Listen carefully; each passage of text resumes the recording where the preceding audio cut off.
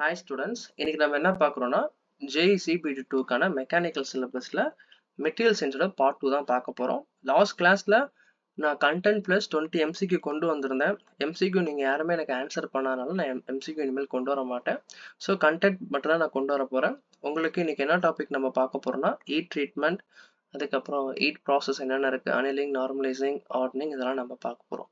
Okay, இந்த material வந்து எதுல இருந்து ரெடி பண்ணதுன்னா அஜ்ரா சௌத்ரி புக்ல இருந்து தான் எடுத்தது. ஓகே, என்ன டாபிக்ஸ்னா அனீலிங், நார்மலைசிங், ஹார்டனிங், அதுக்கப்புறம் கார்பரைசிங், நைட்ரேட்டிங், சைனைடிங் இந்த ப்ராசஸ்ல நம்ம பார்க்க போறோம். Importance of heat treatment. எதுக்கு ஹீட் ட்ரீட்மெண்ட் பண்றோம்? ஹீட் ட்ரீட்மெண்ட்னா என்ன? Heat treatment is the process of heating, cooling the metal in its the solid state to changes its physical and mechanical property without changing its shape. Okay, ஒரு மெட்டலை வந்து நம்ம heat பண்றதோ cool பண்றதோ எதுக்கு பண்றோம்னா அதோடைய பிசிக்கல் மெக்கானிக்கல் ப்ராப்பர்ட்டிஸை நம்ம improve பண்றது, அதோடைய ஷேப்பை சேஞ்ச் பண்ணாமே. உதாரணத்துக்கு இப்போ வந்து ஒரு ப்ராப்பர்ட்டி வந்து பிரிட்டல்னஸா இருக்கு இல்லை டக்டைலா இருக்குன்னா நம்ம ஹீட் பண்ணும்போது அதோடைய கேரக்டர்ஸ்லாம் சேஞ்ச் ஆகும். புரியுதா?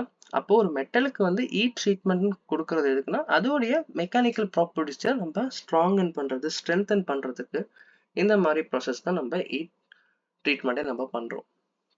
ஓகே, அடுத்து இம்பார்ட்டன்ஸ் ஆஃப் ஹீட் ட்ரீட்மெண்ட்ல ஒய் இட் இஸ் இம்பார்ட்டன்ட், ஏன் இது முக்கியம்?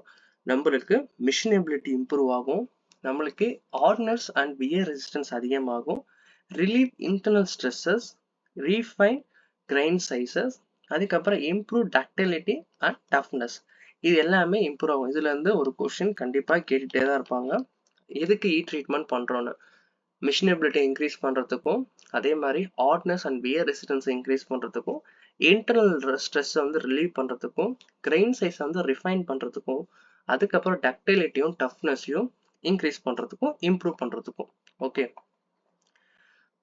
ஹீட் ட்ரீட்மெண்ட்டை பொறுத்த வரைக்கும் ஒரு 4 இருந்து 5 ப்ராசஸ் இருக்கும். First annealing, heating steel above the critical temperature and cooling it very slowly inside furnace. இதுதான் கீவேர்ட்.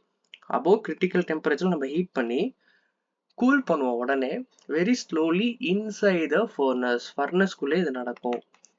ஓகே, பர்பஸ் என்ன? எதுக்கு அனலைன் பண்றோம்? நம்ம to soften the metal and improve the ductility. நம்ம வந்து மெட்டலை வந்து கொஞ்சம் சாஃப்ட் பண்றதுக்கும் அதே மாதிரி டக்டிலிட்டி இம்ப்ரூவ் பண்றதுக்காகவும் நம்ம ரெடி பண்ணுவோம். அதுக்கப்புறம் சாஃப்டனிங், எக்ஸாம்பிள் பார்த்தா softening steel wires before further drawing. அந்த நம்ம ஒயரை இழுக்கிறதுக்கு முன்னாடி அந்த ஸ்டீல் ஒயரை வந்து நம்ம சாஃப்டனிங் பண்ணுவோம்.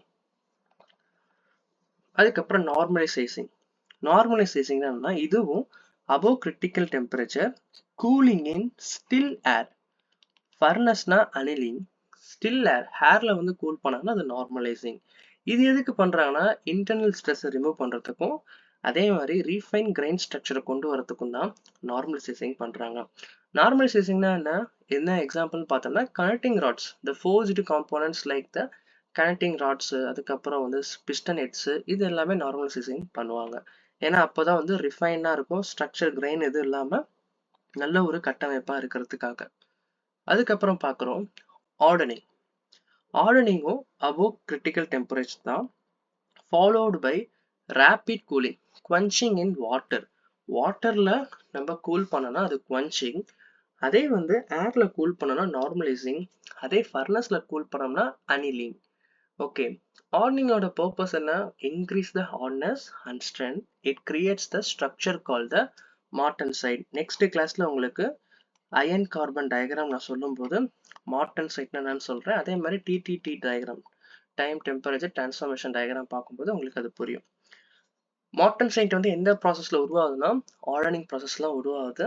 இது வந்து increase hardness and strength produce ஆகுது. அதே மாதிரி hardening of cutting tools like chisels அந்த உளி மாதிரி இருக்கும் அந்த செதுக்கிறதுக்காக, அந்த டூல்ஸ் எல்லாமே ஹார்டனிங் பண்ணி தான் பண்றாங்க. அதுக்கப்புறம் பார்க்குறோம் டெம்பரிங், ரீஹீட்டிங் த ஹார்டன்டு ஸ்டீல் பிலோ. இது ஒன்று மட்டும்தான் நம்ம பார்த்ததுலேயே இந்த 4வது ப்ராசஸ் டெம்பரிங் தான் below the critical temperature. Okay, critical temperature என்ன அதை கமெண்ட் பண்ணுங்க. என்ன வேல்யூ கிரிட்டிக்கல் டெம்பரேச்சர் வேல்யூ என்ன?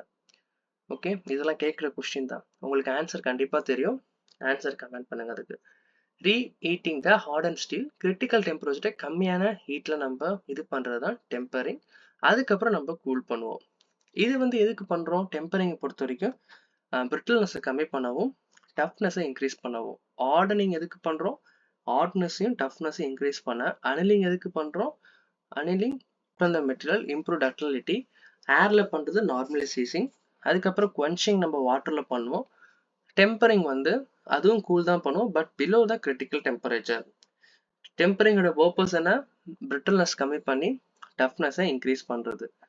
ஓகே, அதுக்கப்புறம் கேஸ் ஹார்டனிங். இது சர்ஃபேஸை வந்து ஹார்டனிங் பண்ணுறது. இதுக்கு சில மெத்தட்ஸ் இருக்குது, அதை நம்ம பார்ப்போம். Used when the core must be tough but surface must be hard. Okay, அதோடைய கோர் டஃப்பாக இருக்கணும், பட் அதே நேரத்தில் அதோட சர்ஃபேஸும் ஹார்டாக இருக்கணும். அதுதான் வந்து இந்த கேஸ் ஹார்டனிங்கோடைய ஸ்பெஷாலிட்டி நம்ம சொல்லலாம். அதுக்கப்புறம் ஃபர்ஸ்ட் ப்ராசஸ் பார்த்தோம்னா கார்பரைசிங். கார்பரைசிங்னா என்ன? Adding carbon to the surface of the low carbon steel by heating in the high carbon rich environment. அதாவது கார்பனை வந்து நம்ம லோ கார்பன் ஸ்டீல்ல ஹீட் பண்ணி ஆட் பண்ணுவோம். எந்த இதுலனா கார்பன் ரிச் என்விரான்மெண்ட்ல நம்ம பண்ணுவோம். எந்தெந்த எக்ஸாம்பிள் நம்ம பார்த்தோம்னா கியர் அண்ட் கேம் ஷாப்ல நம்ம பண்ணுவோம். அதுக்கப்புறம் இதுக்குன்னு தனியாக டெம்பரேச்சர்னா இருக்கு. நான் அந்த அயன் கார்பன் டயக்ராம் சொல்லி தரும் போதே இந்த கார்பரைசிங், நைட்ரேட்டிங் இதுக்கான டெம்பரேச்சர்ஸும் நான் எழுதி கொண்டு வரேன். ஓகே, நைட்ரேட்டிங் பொறுத்த வரைக்கும் heating steel in furnace with ammonia gas to the produce nitrogen into the surface. ஃபர்னஸ்ல நம்ம அமோனியா கேஸோட ஹீட் பண்ணி நைட்ரஜனை மட்டும் தனியாக எடுத்து அந்த சர்ஃபேஸில் நம்ம அப்ளை பண்ணுற மாதிரி இருக்கும். டேரெக்டாக நம்ம கையிலலாம் எதுவுமே பண்ண முடியாது. ஜஸ்ட் அந்த மெட்டலை வச்சு ஹீட் பண்ணுவாங்க. அதில் இருக்க அமோனியாவில் இருக்கிற நைட்ரஜன் மட்டும் அதில் சர்ஃபேஸில் ட்ரான்ஸ்ஃபர் ஆயிடும். அதுக்கப்புறம் no quenching is required. It gives the highest surface hardness. அப்போ ஹையஸ்ட் சர்ஃபேஸ் ஹார்ட்னஸ் கொடுக்குற ப்ராசஸ் எதுன்னு கேட்டால் என்ன சொல்வீங்க? நைட்ரைடிங். அதுக்கப்புறம் சைனைடிங். சைனைடிங்னா என்ன? It's the part of method bath molten sodium cyanide NaCN. It introduce the both carbon and nitrogen. ரெண்டுமே கொண்டு வரும் இந்த சைனைடிங்ல. சைனைடிங்கை பொறுத்த வரைக்கும் கார்பன் அண்ட் நைட்ரஜன். இது வந்து நான் ஜஸ்ட் இன்ட்ரோ தான் கொடுத்துருக்கேன். இந்த கேஸ் ஹார்டனிங் மட்டும் ஜஸ்ட் இன்ட்ரோ. பட் அதர்வைஸ் அந்த மேலே பார்த்த ஹீட் ட்ரீட்மெண்ட் எல்லாமே அதுவே என்ன தான். அடுத்த கிளாஸ்ல நம்ம என்ன பார்ப்போம்னா iron carbon diagram, TT diagram, அதுக்கப்புறம் இந்த கேஸ் ஹார்டனிங்கோடைய எக்ஸ்பிளனேஷன் இன்னும் கொஞ்சம் டெப்த்தாக இருக்கும். டெப்த் கிளாஸ் இதுதான் வந்து அடுத்த செஷனாக நம்ம பார்க்க போகிறோம். உங்களுக்கு டவுட் இருந்தால் இந்த டெலகிராம் சேனல் ஜாயின் பண்ணிக்கோங்க. ஃபைல்ஸ் என்ன இதில் ஜாயின் பண்ணிக்கோங்க. வீடியோவில் எதுவும் டவுட் இருந்தால் கமெண்ட் பண்ணுங்கள். சப்ஸ்கிரைப் பண்ணிக்கோங்க. உங்கள் ஃப்ரெண்ட்ஸுக்கு இதை ஷேர் பண்ணுங்கள். தேங்க்யூ.